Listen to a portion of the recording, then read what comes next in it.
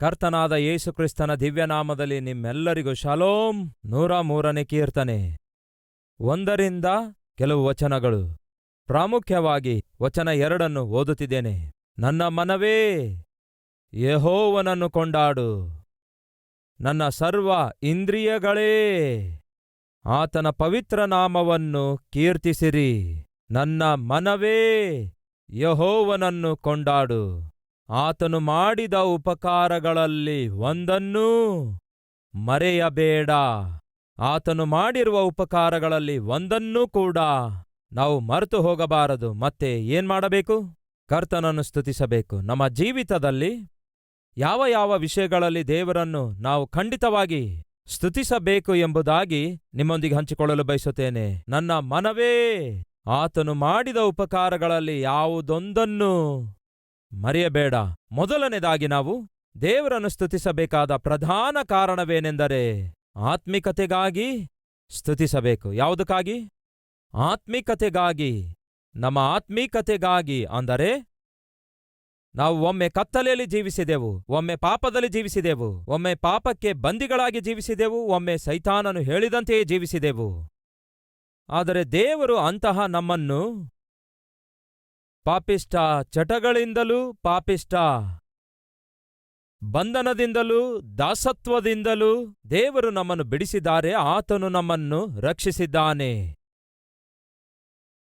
ದಯವಿಟ್ಟು ನಿಮ್ಮ ಸತ್ಯವೇದ ತೆಗೆಯಿರಿ. 68ನೆಯ ಕೀರ್ತನೆ ವಚನ 19. ಕರ್ತನಿಗೆ ಸ್ತೋತ್ರವಾಗಲಿ, ನಮ್ಮ ಕರ್ತನಿಗೆ ಸ್ತೋತ್ರವಾಗಲಿ. ಅನುದಿನವೂ ಆತನೇ ನಮ್ಮ ಭಾರವನ್ನು ಹೊರುವಂತಹ ಮತ್ತು ನಮ್ಮನ್ನು ರಕ್ಷಿಸುವಂತಹ ದೇವರು ಆತನೇ. ಅನುದಿನವೂ ನಮ್ಮ ಭಾರವನ್ನು ಹೊರಿದಂತಹ ದೇವರು ಯಾರಂತೆ? ನಮ್ಮ ರಕ್ಷಣೆಯ ಕರ್ತನು.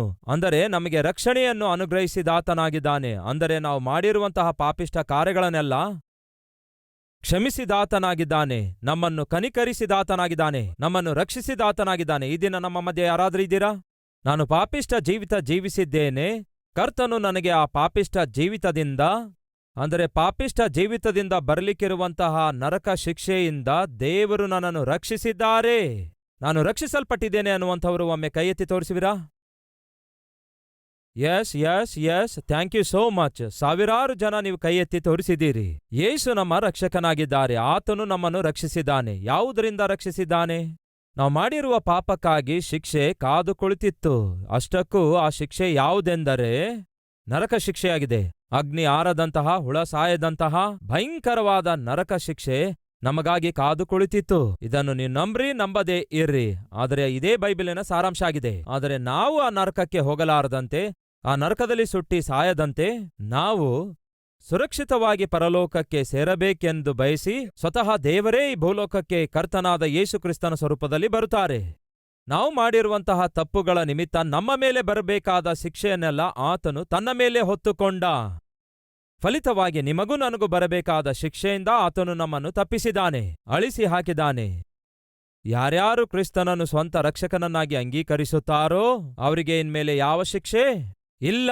ಕ್ರಿಸ್ತ ಯೇಸುವಿನಲ್ಲಿ ಇರುವಂಥವರಿಗೆ ಈಗ ಯಾವ ಶಿಕ್ಷೆ ವಿಧಿ ಇಲ್ಲ.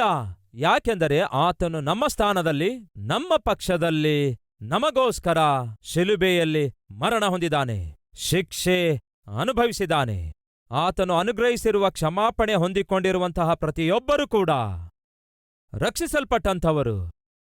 ಆತನು ನಮ್ಮ ದೇವರಾಗಿದ್ದು ನಮ್ಮ ಪ್ರತಿಯೊಂದು ಭಾರವನ್ನು ಪ್ರತಿದಿನ ಹೊರುತ್ತಾ ಇರುವಂತಹ ನಮ್ಮ ರಕ್ಷಣೆಯ ಕರ್ತನಾಗಿ ಇದ್ದಾನೆ. ಹಾಗಾದರೆ ಅಂತಹ ರಕ್ಷಕನನ್ನು ನಾವು ಸ್ತುತಿಸಬೇಕನ್ನುತ್ತೀರೋ ಇಲ್ಲವೋ? ಕೃತಜ್ಞತೆಯುಳ್ಳವರಾಗಿ ಆತನಿಗೆ ನಾವು ಅನುಸರಿಸಬೇಕಂತೀರಾ ಇಲ್ಲವೋ? ಆತನಿಗೆ ನಾವು ಘನಪಡಿಸಬೇಕಂತೀರಾ ಇಲ್ಲವೋ? ಕೇಳ್ತಿದ್ದೇನೆ. ದೇವರು ನಮಗೆ ಅನುಗ್ರಹಿಸಿರುವ ರಕ್ಷಣೆಗಾಗಿ, ಅಂದರೆ ದೇವರು ನಮಗೆ ಅನುಗ್ರಹಿಸಿರುವಂತಹ ಕ್ಷಮಾಪಣೆಗಾಗಿ, ಅಂದರೆ ದೇವರು ನಮ್ಮ ಪಾಪಿಷ್ಟ ಸ್ಥಿತಿಯಿಂದ ಬಿಡಿಸಿರುವಂತಹ ಕಾರಣಕ್ಕಾಗಿ ದೇವರನ್ನು ಈ ಸಮಯದಲ್ಲಿ ನಾವು ಸ್ತುತಿಸಬೇಕಂತೀರಾ ಇಲ್ಲಂತೀರಾ? ಕೃತಜ್ಞತೆ ಸ್ತುತಿ ಸಲ್ಲಿಸಬೇಕಂತೀರಾ ಅಥವಾ ಇಲ್ಲವೋ? ಕೃತಜ್ಞತೆ ಸ್ತುತಿ ಸಲ್ಲಿಸಲೇಬೇಕು ಎನ್ನುವಂಥವರು ಜೋರಾಗಿ ಒಮ್ಮೆ ಚಪ್ಪಾಳೆ ತಟ್ಟಿ. ಒಂದೂರಲ್ಲಿ ಒಬ್ಬ ಗುಲಾಮನಿದ್ದ. ಗುಲಾಮನಾಗಿ ಜೀವಿಸುತ್ತಾ ಇದ್ದ. ಹಾಗೆ ಗುಲಾಮನಾಗಿ ಜೀವಿಸುತ್ತಾ ಬಿಟ್ಟಿ ಕೆಲಸ ಮಾಡುವವನಾಗಿದ್ದ. ಮಾತಾಡಲು ಸ್ವಾತಂತ್ರ್ಯ ಇರಲ್ಲ, ತನ್ನಿಷ್ಟದಂತೆ ಕೆಲಸ ಮಾಡುವ ಸ್ವಾತಂತ್ರ್ಯ ಇರಲಿಲ್ಲ, ಎಲ್ಲಿಗೂ ಹೋಗುವ ಸ್ವಾತಂತ್ರ್ಯತೆ ಇರಲಿಲ್ಲ, ಮಾತಾಡುವ ಸ್ವಾತಂತ್ರ್ಯತೆ ಇರಲಿಲ್ಲ. ಅವನ ಅಧಿಕಾರಿ ಅವನಿಗೆ ಏನ್ ಹೇಳುತ್ತಾನೋ ಅದನ್ನೇ ಮಾಡುವವನಾಗಿದ್ದ, ಒಬ್ಬ ಗುಲಾಮನಾಗಿದ್ದ. ಹಾಗೆ ಗುಲಾಮನಾಗಿದ್ದು ಬಿಟ್ಟಿ ಕೆಲಸ ಮಾಡುತ್ತಾ ಇರುವಂತಹ ಆ ಗುಲಾಮನನ್ನು ಒಂದು ದಿವಸ ಅವನ ಯಜಮಾನನು ಮಾರ್ಕೆಟ್ನಲ್ಲಿ ಇಡುತ್ತಾನೆ ಮಾರುವುದಕ್ಕಾಗಿ. ಈಗ ಇವನಿಗಿಂತಲೂ ಕಠಿಣನಾದ ಬೇರೆಬ್ಬ ಯಜಮಾನನು ಬಂದು ಆ ಗುಲಾಮನನ್ನು ಒಂದು ವೇಳೆ ಕೊಂಡುಕೊಂಡಿದೆಯಾದರೆ ಅವನ ಬದುಕು ಇನ್ನೂ ನಾಶವಾಗುತ್ತೆ, ಇನ್ನೂ ಭಯಂಕರವಾಗುತ್ತೆ. ದಿನಕ್ಕೆ 16 ಗಂಟೆಯಿಂದ 18 ಗಂಟೆಯವರೆಗೂ ಬಿಟ್ಟಿ ಕೆಲಸ ಮಾಡುವಂತಹ ಹೀಗೆ ಬಂದಿಯಾಗಿರುವ ಗುಲಾಮನು ಈಗ ಮಾರಾಟಕ್ಕಾಗಿ ಇಡಲ್ಪಟ್ಟ. ಮಾರಾಟಕ್ಕೆ ಇಡಲ್ಪಟ್ಟಾಗ ಅಯ್ಯೋ ನನಗೆ ಯಾರು ಕೊಂಡ್ಕೊಳ್ತಾರೋ ಗೊತ್ತಿಲ್ಲ, ಈಗಾಗಲೇ ನನ್ನ ಮೈಯೆಲ್ಲ ನುಗ್ಗಾಗಿದೆ, ಮೈಯೆಲ್ಲ ಪೂರ್ತಿಯಾಗಿ ಬಲಹೀನವಾಗಿದೆ. ಈಗ ಬೇರೊಬ್ಬನು ನನ್ನನ್ನು ಕೊಂಡುಕೊಂಡ್ರೆ 20 ಗಂಟೆ ಕೆಲಸ ಮಾಡಿಸಿದರೆ ನನ್ನ ಪರಿಸ್ಥಿತಿ ಏನು? ಸರಿಯಾಗಿ ತಿನ್ನಲು ತಿಂಡಿ ಇಲ್ಲದೆ, ಶಕ್ತಿ ಇಲ್ಲದೆ ಬಲಹೀನವಾಗಿರುವ ನನ್ನನ್ನು ಮಾರಾಟಕ್ಕಿಟ್ಟನಲ್ಲವೇ ಈ ನನ್ನ ಯಜಮಾನನು ಎಂದು ಯೋಚಿಸಿ ಭಯದಿಂದಲೂ ಭೀತಿಯಿಂದಲೂ ಬೆದರುತ್ತಾ ಹೆದರುತ್ತಾ ದಿಕ್ಕು ನೋಡುತ್ತಾ ಇರುವ ಸಮಯದಲ್ಲಿ ಒಬ್ಬ ವ್ಯಕ್ತಿ ಬರ್ತಾನೆ. ಬಂದು ಇವನನ್ನು ಎಷ್ಟು ದುಡ್ಡಿಗೆ ಮಾರುತಿ ಎಂದು ಚೌಕಾಸಿ ಮಾಡಿ ಅವನನ್ನು ಕೊಂಡುಕೊಳ್ತಾನೆ. ಹಾಗೆ ಕೊಂಡುಕೊಳ್ಳಲ್ಪಟ್ಟ ನಂತರ ಮಾರಾಟವಾಗಿರುವಂತಹ ಈ ಗುಲಾಮನ ಮನಸ್ಸಲ್ಲಿ ಎಷ್ಟೋ ಭಯ ಇರುತ್ತೆ, ಎಷ್ಟೋ ಗೊಂದಲ ಇರುತ್ತೆ, ಎಷ್ಟೋ ಗೊಂದಲ ಭಯದೊಂದಿಗೆ ಅವನನ್ನು ಕೊಂಡುಕೊಂಡಿರುವ ಯಜಮಾನನಿಗೆ ನನಗೇನು ಕೆಲಸ ಮಾಡನ್ನುತ್ತೀರಿ ಹೇಳಿರಿ ಅನ್ನುತ್ತಾನೆ. ಕೊಂಡುಕೊಂಡಂತಹ ಹೊಸ ಯಜಮಾನ ಹೇಳ್ತಾನೆ, ನೋಡಪ್ಪ, ನೀನು ಯಾವ ಕೆಲಸ ಮಾಡುವ ಅವಶ್ಯಕತೆ ಇಲ್ಲ, ನೀನು ನನ್ನನ್ನು ಹಿಂಬಾಲಿಸುವ ಅವಶ್ಯಕತೆ ಇಲ್ಲ, ನೀನು ನನಗೆ ಗುಲಾಮನಾಗಿ ಜೀವಿಸುವ ಅವಶ್ಯಕತೆ ಇಲ್ಲ. ನಾನು ನಿನಗೆ ಬೆಲೆ ಕೊಟ್ಟು ಕೊಂಡುಕೊಂಡಿರುವುದು ನನಗೆ ಗುಲಾಮನಾಗಿರುವುದಕ್ಕಾಗಿ ಅಲ್ಲ, ನಿನ್ನ ಬದುಕು ಸಾರ್ಥಕಗೊಳಿಸಿಕೊಳ್ಳುತ್ತೀಯೆಂದು, ಸಂತೋಷವಾಗಿ ನೀನು ಬದುಕುತ್ತೀಯೆಂದು ನಿನ್ನನ್ನು ಬೆಲೆ ಕೊಟ್ಟು ಕೊಂಡುಕೊಂಡಿದ್ದೇನೆ. ಇನ್ಮೇಲೆ ನೀನು ಸಂತೋಷದಿಂದ ಜೀವಿಸು, ನಿನ್ನ ಜೀವಿತವನ್ನು ಸಾರ್ಥಕ ಮಾಡಿಕೋ, ಹೊರಟು ಹೋಗಯ್ಯ ಎಂದು ಹೇಳುತ್ತಿರುವಾಗ ಆ ಗುಲಾಮನು ಎಷ್ಟೋ ಸಂತೋಷಿಸಿದ. ಅವನ ಕಣ್ಣಲ್ಲಿ ಕಣ್ಣೀರು ಉಕ್ಕಿ ಉಕ್ಕಿ ಬರುತ್ತಾ ಇರುವಾಗ ತನ್ನ 2 ಕೈಗಳನ್ನು ಜೋಡಿಸುತ್ತಾನೆ, ಹಾಗೆ ನಿಂತ್ಕೊಳ್ಳುತ್ತಾನೆ. ಪ್ರಿಯರೇ, ಕೊಂಡುಕೊಂಡಂತಹ ವ್ಯಕ್ತಿ ಹೇಳ್ತಾನೆ, ಗುಲಾಮನಾಗಿರುವಂತಹ ನಿನ್ನನ್ನು ನಾನು ಬೆಲೆ ಕೊಟ್ಟು ಕೊಂಡುಕೊಂಡಿರುವುದರಿಂದ ಇನ್ನು ಮೇಲೆ ನೀನು ಸಂತೋಷದಿಂದ ಜೀವಿಸು, ನಿನ್ನ ಜೀವಿತವನ್ನು ಸಾರ್ಥಕ ಮಾಡಿಕೋ, ಹೋಗು ಅಂದಾಗ ಹೋಗ್ಲಿಲ್ಲ. ಪ್ರಿಯರೇ, ಆ ಗುಲಾಮನು ಅಲ್ಲಿಯೇ ನಿಂತ್ಕೊಳ್ಳುತ್ತಾನೆ. ಹೋಗಂದ್ರೆ ಯಾಕಪ್ಪ ಹೋಗೋದಿಲ್ಲ ಅಂದಾಗ, ಅಯ್ಯ, ನಾನು ಸಂತೋಷವಾಗಿರಬೇಕು ಎಂದು ನೆನೆಸಿ ನನ್ನನ್ನು ಗುಲಾಮತನದಿಂದ ಬಿಡಿಸಿದೀರೋ ಅಂದಾಗ, ಹೌದು ಅಂದ. ನನ್ನ ಜೀವಿತ ನಾನು ಸಾರ್ಥಕಗೊಳಿಸಿಕೊಳ್ಳಬೇಕೆಂಬುದಾಗಿ ನೀವು ಗುಲಾಮನಾಗಿರುವಂತಹ ನನ್ನನ್ನು ಬೆಲೆ ಕೊಟ್ಟು ಕೊಂಡುಕೊಂಡು ನನಗೆ ಈ ದಿನ ಸ್ವಾತಂತ್ರ್ಯ ಕೊಡ್ತಾ ಇದ್ದೀರಾ ಅಂದಾಗ, ಹೌದಪ್ಪ ಅಂದ.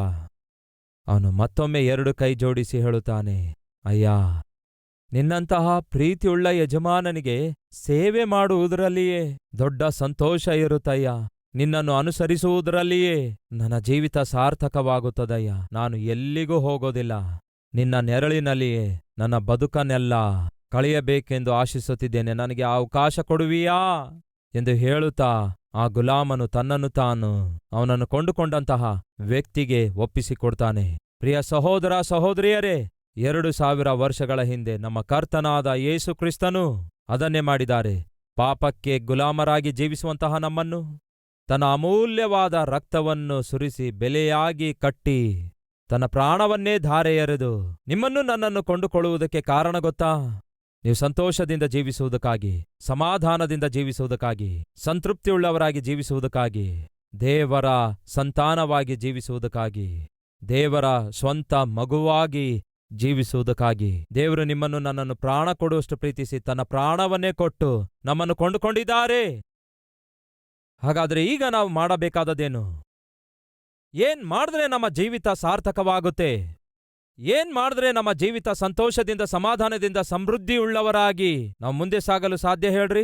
ನಮ್ಮ ಜೀವಿತವನ್ನು ನಾವಿದ್ದ ಸ್ಥಳದಲ್ಲಿಯೇ ದೇವರಿಗೆ ಅರ್ಪಿಸಿಕೊಡುವಾಗಲೇ ನಮ್ಮ ಜೀವಿತ ಸಾರ್ಥಕವಾಗುತ್ತೆ, ಸಂತೋಷಕರವಾಗಿ ಮಾರ್ಪಡುತ್ತೆ. ಇದನ್ನು ನಂಬುವವರು ಜೋರಾಗಿ ಚಪ್ಪಾಳೆ ತಟ್ಟುವೀರಾ? ಹಾಗಾದರೆ ಇಷ್ಟೊಂದು ತನ್ನ ಪ್ರೀತಿ ತಿಳಿಯಪಡಿಸಿರುವ ದೇವರಿಗೆ ನಾವು ಕೃತಜ್ಞತೆ ಸಲ್ಲಿಸಬೇಕನ್ನುತ್ತೀರಾ ಇಲ್ಲ ಅಂತೀರಾ? ನೀವೇ ಹೇಳ್ರಿ, ತಿಳಿಯಪಡಿಸಬೇಕನ್ನುತ್ತೀರಾ? ನನ್ನ ಕಣ್ಣಲ್ಲಿ ಕಣ್ಣೀರು ಯಾಕೆ ಬರ್ತಿವೆ ಗೊತ್ತಾ? ಪಾಪಿಷ್ಠನಾಗಿ ಜೀವಿಸುತ್ತಿರುವ ನನ್ನನ್ನು ನನ್ನ ದೇವರು ಪ್ರಾಣ ಕೊಡುವಷ್ಟು ಪ್ರೀತಿಸಿದ್ದಲ್ಲದೆ ಪ್ರತಿಯೊಂದು ಪಾಪ ಬಂಧನದಿಂದ ನನ್ನನ್ನು ಬಿಡಿಸಿದ್ದಾರೆ, ತನ್ನ ಮಗನನ್ನಾಗಿ ಮಾಡಿಕೊಂಡಿದ್ದಾರೆ. ಕೇವಲ ನನ್ನ ಒಬ್ಬನನ್ನೇ ಅಲ್ಲ, ಈ ವಾಕ್ಯ ಕೇಳುವ ಪ್ರತಿಯೊಬ್ಬರನ್ನು ಕೂಡ ನನ್ನ ದೇವರು ಪ್ರಾಣ ಕೊಡುವಷ್ಟು ಪ್ರೀತಿಸಿದ್ದಾರೆ. ಅದಕ್ಕಾಗಿಯೇ ತನ್ನ ಪ್ರಾಣವನ್ನೇ ಶಿಲುಬೆಯ ಮೇಲೆ ಅರ್ಪಿಸಿಕೊಟ್ಟಿದ್ದಾರೆ. ಅದಕ್ಕೆ ಈ ಆತ್ಮಿಕತೆಗಾಗಿ, ಈ ರಕ್ಷಣೆಗಾಗಿ, ದೇವರಿಂದ ನಾವು ಹೊಂದಿಕೊಂಡಿರುವ ಸಮಾಧಾನಕ್ಕಾಗಿ ನಾವು ದೇವರನ್ನು ಸ್ತುತಿಸಬೇಕನ್ನುತ್ತೀರಾ, ಇಲ್ಲ ಅಂತೀರಾ? ಒಮ್ಮೆ ಯೋಚಿಸಿ. ಸ್ತುತಿಸಲೇಬೇಕು ಎಂದು ಹೇಳುವಂಥವರು ನೀವಿರುವ ಸ್ಥಳದಲ್ಲಿಯೇ ನಿಮ್ಮ 2 ಕೈ ಜೋಡಿಸಿ, ನಿಮ್ಮ 2 ಕೈಗಳನ್ನು ಜೋಡಿಸಿ ಯೇಸುವಿಗೆ ಸ್ತುತಿ ಸಲ್ಲಿಸುವಿರಾ? ಇರುವ ಸ್ಥಳದಲ್ಲಿಯೇ ಮನಪೂರ್ವಕವಾಗಿ, ಕರ್ತನೇ, ನನ್ನನ್ನು ಪ್ರಾಣ ಕೊಡುವಷ್ಟು ಪ್ರೀತಿಸಿದ್ದಕ್ಕಾಗಿ ನಿನಗೆ ವಂದನೆ ಅಯ್ಯ. ನನ್ನ ಮನವೇ ಯೆಹೋವನನ್ನು ಕೊಂಡಾಡು, ನನ್ನ ಸರ್ವ ಇಂದ್ರಿಯಗಳೇ ಯೆಹೋವನನ್ನು ಕೀರ್ತಿಸಿರಿ. ಆತನು ಮಾಡಿದ ಉಪಕಾರಗಳಲ್ಲಿ ಯಾವುದೊಂದನ್ನು ಯಾವತ್ತಿಗೂ ಮರೆತು ಹೋಗಬಾರದು. ಆತನು ಮಾಡಿರುವ ಎಲ್ಲ ಉಪಕಾರಗಳಲ್ಲಿ ಬಹುಶ್ರೇಷ್ಠವಾದದ್ದು. ನನ್ನ ಮನವೇ, ನಿನಗೋಸ್ಕರ ಆತನು ತನ್ನ ಪ್ರಾಣವನ್ನೇ ಕೊಟ್ಟಿದ್ದಾನೆ. ನಿನ್ನನ್ನು ಪ್ರಾಣ ಕೊಡುವಷ್ಟು ಪ್ರೀತಿಸಿದ್ದಾನೆ. ತನ್ನ ಪ್ರಾಣವನ್ನೇ ಧಾರೆ ಎರೆದಿದ್ದಾನೆ. ಪಾಪಕ್ಕೂ ಪಾಪಿಷ್ಠನಾಗಿಯೂ ಪಾಪ ಬಂಧನದಲ್ಲಿಯೂ ಪಾಪದ ದಾಸತ್ವದಲ್ಲಿರುವ ನಿಮ್ಮನ್ನು ಆತನು ಬಿಡಿಸಿದ್ದಾನೆ. ನನ್ನ ಮನವೇ, ನನ್ನ ದೇವರನ್ನು ಕೊಂಡಾಡು. ಆತನು ಮಾಡಿದ ಉಪಕಾರಗಳಲ್ಲಿ ಯಾವುದೊಂದು ಮರೆಯಬಾರದು. ಆತನನ್ನು ಸೇವಿಸುವುದರಲ್ಲಿ, ಆತನ ಸ್ವಂತ ಮಗುವಾಗಿ ಜೀವಿಸುವುದರಲ್ಲಿ, ಸತ್ಪ್ರವರ್ತನೆಯುಳ್ಳವರಾಗಿ, ಸಾಕ್ಷಿಯುಳ್ಳವರಾಗಿ, ಈ ಜೀವವುಳ್ಳ ದೇವರನ್ನು ಅನುಸರಿಸುವುದರಲ್ಲಿ ದೊಡ್ಡ ಆನಂದವಿದೆ. ನನ್ನ ಮನವೇ, ನನ್ನ ಯೇಸುವನ್ನು ಕೊಂಡಾಡು. ಆತನು ಮಾಡಿರುವ ಉಪಕಾರಗಳಲ್ಲಿ ಯಾವುದೊಂದನ್ನು ಮರೆಯಬೇಡ. ದೇವರೇ, ನಿಮಗೆ ವಂದನೆಗಳನ್ನು, ಸ್ತುತಿ ಸ್ತೋತ್ರಗಳನ್ನು ಸಲ್ಲಿಸುತ್ತೇವೆ. ಈಗ ನಾವು ಕಣ್ಣು ಮುಚ್ಚುವುದಾದರೆ ಪರಲೋಕದಲ್ಲಿ ಕಣ್ಣು ತೆರೆಯುತ್ತೇವೆ ಎಂಬ ದೊಡ್ಡ ನಿರೀಕ್ಷೆಯನ್ನು ನಮಗೆ ಅನುಗ್ರಹಿಸಿದ್ದಕ್ಕಾಗಿ ನಿಮಗೆ ವಂದನೆ ದೇವರೇ. ಈ ನಿರೀಕ್ಷೆ ನಮ್ಮ ಮನೆಯಲ್ಲಿ ಪ್ರತಿಯೊಬ್ಬರೂ ಹೊಂದಿಕೊಂಡಿರಬೇಕು. ನಮ್ಮ ಬಂಧುಗಳಲ್ಲಿ ಪ್ರತಿಯೊಬ್ಬರೂ ಹೊಂದಿಕೊಂಡಿರಬೇಕು. ನಮಗೆ ಗೊತ್ತಿರುವಂತಹ ಸ್ನೇಹಿತರಲ್ಲಿ ಪ್ರತಿಯೊಬ್ಬರೂ ಇದೇ ನಿರೀಕ್ಷೆಯುಳ್ಳವರಾಗಿರಬೇಕು. ಅಂತಹ ಭಾಗ್ಯ ದಯಪಾಲಿಸಿರೆಂದು ನಮ್ಮ ಕುಟುಂಬವನ್ನು, ನಮ್ಮ ಬಂಧುಗಳನ್ನು, ನಮ್ಮ ಸ್ನೇಹಿತರನ್ನು ಕೂಡ ದೇವರೇ ನಿಮ್ಮ ರಕ್ತದಿಂದ ತೊಳೆದು ನಿಮ್ಮ ಮಕ್ಕಳನ್ನಾಗಿ ಅಂಗೀಕರಿಸಿ ನಿಮ್ಮ ರಾಜ್ಯಕ್ಕೆ ಬಾಧ್ಯರನ್ನಾಗಿ ಮಾಡಿ,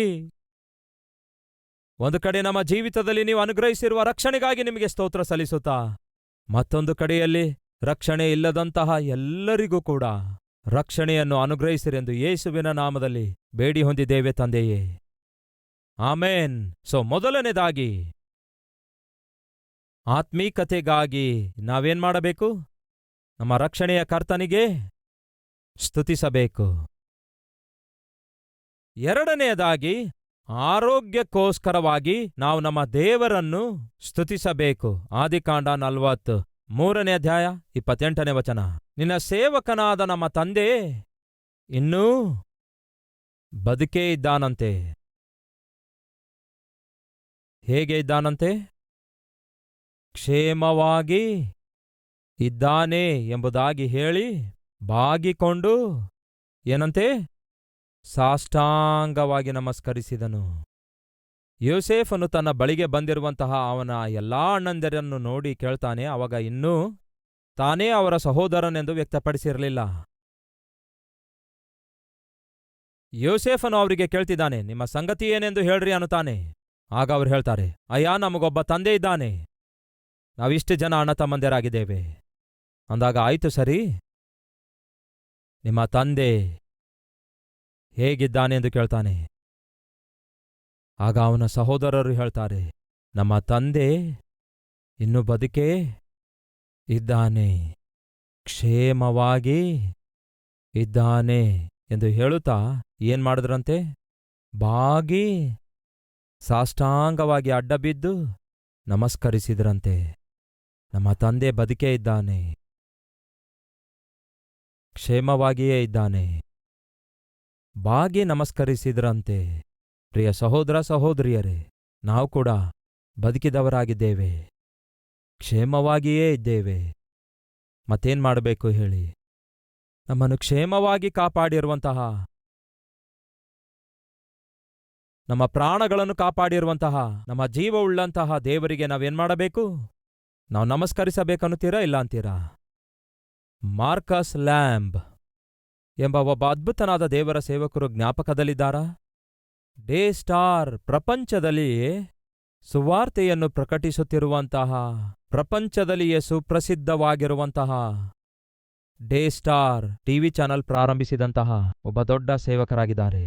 ಒಮ್ಮೆ ಈ ವಿಡಿಯೋ ನೋಡಿರಿ, ಆಗ ನಿಮಗೆ ನೆನಪಾಗುತ್ತೆ.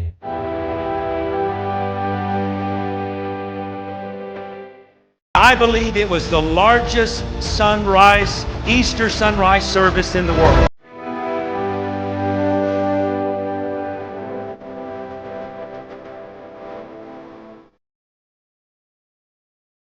ಅವರನ್ನು ನೀವು ಗುರುತಿಸಿದಿರಾ? ನಮ್ಮ ಈಸ್ಟರ್ ಸನ್ರೈಸ್ ಸರ್ವಿಸ್ನಲ್ಲಿ ಬಂದು 2019ರಲ್ಲಿ ಈಸ್ಟರ್ ಸರ್ವಿಸ್ನಲ್ಲಿ ದೇವರ ವಾಕ್ಯ ಸಾರಿರುವಂತಹ ಅದ್ಭುತರಾದ ದೇವರ ಸೇವಕರು ಪ್ರಪಂಚದ 4 ಮೂಲೆಗಳಿಗೂ ಹೋಗಿ ವಾಕ್ಯವನ್ನು ಸಾರಿದ್ದಾರೆ. ನಮ್ಮ ಕಲ್ವರಿ ಟೆಂಪಲ್ಗೂ ಕೂಡ ಬಂದು ದೇವರ ವಾಕ್ಯ ಸಾರಿದ್ದಾರೆ.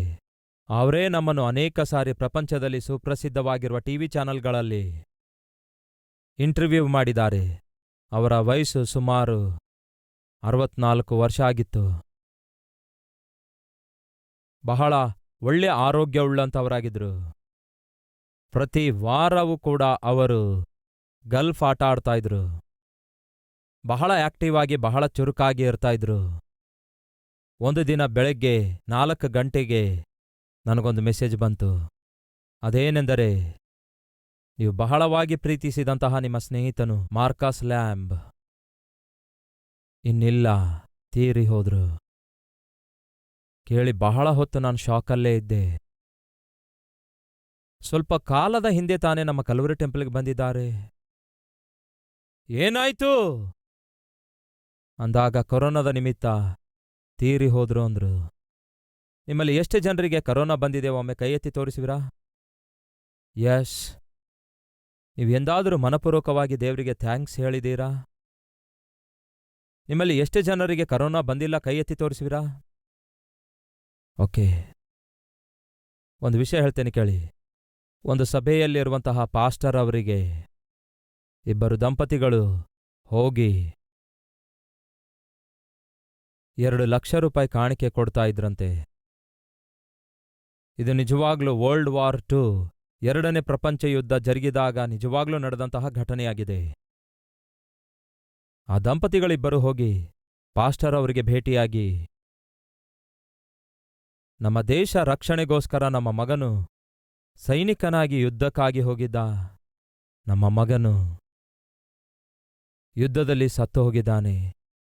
ನಮ್ಮ ಮಗನ ಜ್ಞಾಪಕಾರ್ಥವಾಗಿ ನಾವು ಈ 2 ಲಕ್ಷ ರೂಪಾಯಿಯನ್ನು ಕಾಣಿಕೆಯಾಗಿ ಕೊಡಬೇಕು ಎಂದು ಯೋಚಿಸಿ ನಾವು ಅದಕ್ಕೆ ಮುಂದೆ ಬಂದು ಕಾಣಿಕೆ ಕೊಡ್ತಿದ್ದೇವೆ ಅಂದರು. ಪಾಸ್ಟರ್ ಅವರನ್ನು ಭೇಟಿಯಾಗಲು ಬಹಳ ಜನ ಲೈನಲ್ಲಿ ನಿಂತಿದ್ರು. ತಮ್ಮ ಮಗನನ್ನು ಕಳ್ಕೊಳ್ಳುತ್ತಾರೆ. ಹೇಗೆಂದರೆ ಆ ಮಗನು ಸೈನಿಕನಾಗಿ ಯುದ್ಧಕ್ಕೆ ಹೋದಾಗ ಪ್ರಾಣ ಕಳ್ಕೊಳ್ಳುತ್ತಾನೆ. ಅವರು ಕಳೆದುಕೊಂಡಿರುವ ಮಗನ ಜ್ಞಾಪಕಾರ್ಥವಾಗಿ ಆ ಮಗನ ಹೆಸರಲ್ಲಿ ಸೇವೆ ಜರುಗಬೇಕು, ಸುವಾರ್ತೆ ಪ್ರಕಟಿಸಲ್ಪಡಬೇಕು ಎಂದು ಯೋಚಿಸಿ 2 ಲಕ್ಷ ರೂಪಾಯಿ ಕಾಣಿಕೆ ಕೊಟ್ರೆ, ಅವರ ಹಿಂದೆ ಮತ್ತೊಂದು ದಂಪತಿಯವರಿದ್ರು. ಅವರ ಮಗನೂ ಕೂಡ ಅದೇ ಯುದ್ಧಕ್ಕೆ ಹೋಗಿದ. ತಕ್ಷಣವೇ ಹೆಂಡತಿ ಹೇಳುತ್ತಾಳೆ, ನೋಡ್ರಿ, ನಾವು ಕೂಡ ನಮ್ಮ ಮಗನ ಹೆಸರಲ್ಲಿ 5 ಲಕ್ಷ ರೂಪಾಯಿ ಕಾಣಿಕೆ ಕೊಡೋಣರೀ ಎಂಬುದಾಗಿ ಹೀಗೆ ಗಂಡನಿಗೆ ಹೇಳ್ತಾಳೆ. ಆಗ ಗಂಡ ಹೇಳಿರೋ ಮಾತೇನ್ ಗೊತ್ತಾ? ನಿನಗೇನಾದ್ರೂ ತಲೆ ಕೆಟ್ಟಿದೆಯಾ? ನಮ್ಮ ಮುಂದೆ ಇರುವಂತಹ ದಂಪತಿಯವರು ತಮ್ಮ ಮಗನು ಸತ್ತಿರುವುದಕ್ಕಾಗಿ ಜ್ಞಾಪಕಾರ್ಥಕವಾಗಿ ಆ ಮಗನ ಹೆಸರಲ್ಲಿ ಸೇವೆ ಜರುಗಬೇಕು, ಸುವಾರ್ತೆ ಪ್ರಕಟಿಸಲ್ಪಡಬೇಕು ಎಂದು ಯೋಚಿಸಿ 2 ಲಕ್ಷ ಕಾಣಿಕೆ ಕೊಡ್ತಿದ್ದಾರೆ ಕಣೆ.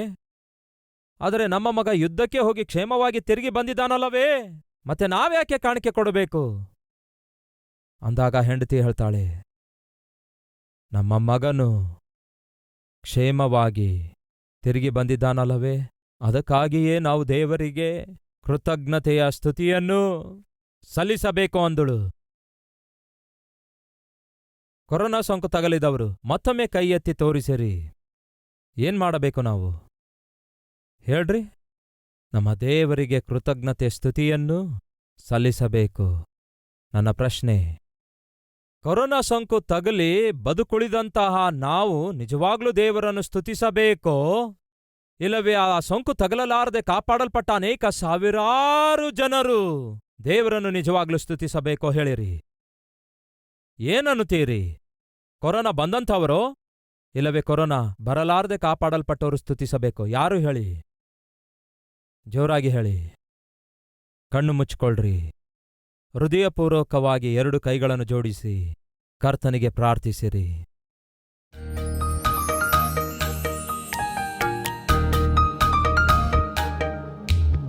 ಕರ್ತನೇ, ದೊಡ್ಡ ದೊಡ್ಡ ವ್ಯಕ್ತಿಗಳೇ ಗತಕಾಲದಲ್ಲಿ ಕೊರೋನಾದ ನಿಮಿತ್ತ ಈ ಲೋಕಯಾತ್ರೆ ಮುಗಿಸಿದ್ದಾರೆ. ನಮ್ಮ ಕಣ್ಮುಂದೆಯೇ ನಮ್ಮ ಬಂಧುಗಳಲ್ಲಿ ಒಬ್ರು ಪ್ರಾಣ ಕಳೆದುಕೊಂಡಿದ್ದಾರೆ. ನಮ್ಮ ಸ್ನೇಹಿತರಲ್ಲಿ ಒಬ್ಬನು ಸತ್ತಿದ್ದಾನೆ. ನಮ್ಮೊಂದಿಗೆ ಸೇವೆ ಮಾಡಿರುವ ಸೇವಕರೇ ಗತದಲ್ಲಿ ಕೊರೋನಾ ಬಂದು ಸತ್ತಿದ್ದಾರೆ. ನಿಮ್ಮಲ್ಲಿಯೂ ಕೂಡ ನನಗೂ ಕೊರೋನಾ ಬಂದಿತ್ತು, ಆದಾಗ್ಯೂ ದೇವರು ನನ್ನ ಪ್ರಾಣವನ್ನು ಕಾಪಾಡಿದ್ದಾರೆ ಎಂದು ಹೇಳಿ ಕೈ ಎತ್ತಿ ತೋರಿಸಿದ್ದೀರಿ. ಆದರೆ 95% ಜನ ಕೈ ಎತ್ತಿ ತೋರಿಸಲಿಲ್ಲ. ಅಂದರೆ ಅದರ ಅರ್ಥ ಗೊತ್ತಾ? ಗತಕಾಲದ ಭಯಂಕರವಾದ ಕೊರೋನಾ ಪ್ರತಿಯೊಂದು ಮನೆಯ ಬಾಗಿಲನ್ನು ತಟ್ಟಿದಾಗ್ಯೂ ಕೂಡ ದೇವರು ಆ ಕೊರೋನಾ ನಿಮ್ಮ ಮನೆಯ ಹೊಸಲಿನ ಬಳಿಗೂ ಬರದಂತೆ ತನ್ನ ರಕ್ತದಿಂದ ನಿಮ್ಮ ಮನೆಯನ್ನು ಕಾಪಾಡಿ, ಇದು ನನ್ನ ಕುಟುಂಬವಾಗಿದೆ, ನನ್ನ ರಕ್ತದಲ್ಲಿ ತೊಳೆಯಲ್ಪಟ್ಟಂತಹ ಮಕ್ಕಳು ಇವರಾಗಿದ್ದಾರೆ, ಇವರನ್ನು ಮುಟ್ಟಬಾರದು ಎಂಬುದಾಗಿ ಹೀಗೆ ಕಾಪಾಡಿದ ದೇವರಿಗೆ ಬಾಗಿ ನಮಸ್ಕರಿಸಬೇಕೋ ಇಲ್ಲವೋ ಹೇಳಿ. ನಮ್ಮ ಮಕ್ಕಳು ಇನ್ನೂ ಸಜೀವವಾಗಿದ್ದಾರೆ ದೇವರೇ, ನಿನಗೆ ಸ್ತೋತ್ರಗಳು ದೇವರೇ. ನಾನು ಸಜೀವವಾಗಿದ್ದೇನೆ, ನನ್ನ ಹೆಂಡತಿಯೂ ಕೂಡ ಸಜೀವವಾಗಿದ್ದಾಳೆ, ನಮ್ಮ ಮಕ್ಕಳು ಸಜೀವವಾಗಿದ್ದಾರೆ, ನನ್ನ ತಾಯಿ, ನನ್ನ ಒಡ ಹುಟ್ಟಿದಂಥವರು, ನನ್ನೊಂದಿಗೆ ಸೇವೆ ಮಾಡುವಂಥವರು, ಸಹೋದರ ಸಹೋದರಿಯರು ದೇವರೇ, ನನ್ನೊಂದಿಗೆ ಆರಾಧಿಸುವಂತಹ ಈ ಸಭೆಯು ಮತ್ತು ಈ ಸಮಯದಲ್ಲಿ ಕಲ್ವರಿ ಸ್ವರ ವೀಕ್ಷಿಸುವ ವೀಕ್ಷಕರು ಸಜೀವವಾಗಿ ಇದ್ದಾರೆ ದೇವರೇ. ನಿನಗೆ ವಂದನೆಗಳು, ಸ್ತುತಿಗಳು, ಸ್ತೋತ್ರಗಳನ್ನು ಸಲ್ಲಿಸುತ್ತೇವೆ. ನಿಮಗೆ ಸ್ತೋತ್ರ ದೇವರೇ, ಸ್ತೋತ್ರಗಳು. ನಮಗಿಂತಲೂ ಆರೋಗ್ಯಕರವಾಗಿರುವಂಥವರು ತೀರಿ ಹೋದರಲ್ಲವೇ? ನಮಗಿಂತಲೂ ಆಸ್ತಿ ಅಂತಸ್ತು ಉಳ್ಳಂಥವರು ತೀರಿ ಹೋದರಲ್ಲವೇ? ನಮಗೆ ಇನ್ನೂ ಬದುಕು ಕೊಟ್ಟಿರುವುದಾದರೆ, ಬದುಕಿ ಉಳಿಸಿರುವುದಾದರೆ, ನಮ್ಮ ವಿಷಯದಲ್ಲಿ ನೀವು ಪ್ರತ್ಯೇಕವಾದ ಉದ್ದೇಶವುಳ್ಳವರಾಗಿದ್ದೀರಿ, ಪ್ರತ್ಯೇಕವಾದ ಆಲೋಚನೆ ಉಳ್ಳವರಾಗಿದ್ದೀರಿ. ಈ ಲೋಕಯಾತ್ರೆ ಮುಗಿಸಿದವರಿಗಿಂತಲೂ ನಾವೇನಷ್ಟು ಶ್ರೇಷ್ಠರಲ್ಲ, ಅವರಿಗಿಂತಲೂ ಹೆಚ್ಚು ಒಳ್ಳೆಯವರೇನು ನಾವಲ್ಲ ದೇವರೇ. ಆದಾಗ್ಯೂ ನಿಮ್ಮ ಅಧಿಕವಾದ ಕೃಪೆ ನಮ್ಮನ್ನು ದೇವರೇ ಸಜೀವರ ಲೆಕ್ಕದಲ್ಲಿಟ್ಟಿದೆ. ಗರ್ವ ಪಡಲಾರದೆ, ಅತಿಶಯ ಪಡಲಾರದೆ, ಅಪವಿತ್ರವಾದ ಕಾರ್ಯಕಲಾಪಗಳಲ್ಲಿ ಮುಳುಗಿ ನಿಮ್ಮ ಮನಸ್ಸನ್ನು ನೋಯಿಸದೆ ನಾವು ಬದುಕಿರುವವರೆಗೂ ದೇವರೇ ನಿಮ್ಮನ್ನು ಸೇವಿಸುವ ಜೀವಿತ ನಮ್ಮೆಲ್ಲರಿಗೂ ದಯಪಾಲಿಸಿರಿ. ನಿಮ್ಮನ್ನು ಸಂತೋಷಪಡಿಸುವ ಜೀವಿತ ನಮ್ಮೆಲ್ಲರಿಗೂ ದಯಪಾಲಿಸಿರಿ. ಕೃತಜ್ಞತೆಯುಳ್ಳವರಾಗಿ ನಿಮ್ಮ ಸೇವೆಗೆ ಸಹಕರಿಸುವ ಜೀವಿತ ನಮ್ಮೆಲ್ಲರಿಗೂ ದಯಪಾಲಿಸಿರಿ. ನಿಮ್ಮ ಸಭೆಯನ್ನು ಪ್ರೀತಿಸುವ ಜೀವಿತ ನಮ್ಮೆಲ್ಲರಿಗೂ ದಯಪಾಲಿಸಿರಿ.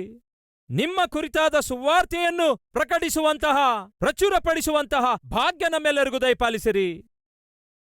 ಎಲ್ಲಿ ನಾವು ನಿವಾಸಿಸುತ್ತಿದ್ದೇವೋ ಅಲ್ಲಿ ನಿಮಗೆ ಸಾಕ್ಷಿಗಳಾಗಿ ಜೀವಿಸುವಂತಹ ಜೀವಿತ ನಮ್ಮೆಲ್ಲರಿಗೂ ಅನುಗ್ರಹಿಸಿರೆಂದು ಯೇಸುವಿನ ನಾಮದಲ್ಲಿ ಬೇಡಿ ಹೊಂದಿದ್ದೇವೆ ತಂದೆಯೇ, ಆಮೇನ್.